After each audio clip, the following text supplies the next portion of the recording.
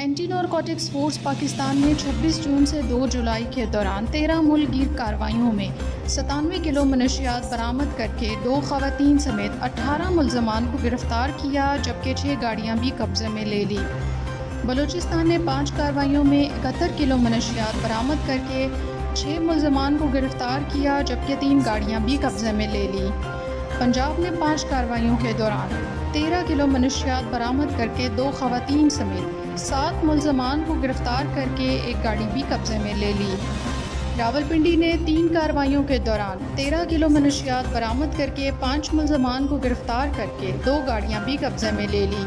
تمام مقدمات انسداد منشیات ایکٹ کے تحت متعلقہ تھانوں میں درج کر کے تفتیش کا آغاز کر دیا گیا ہے۔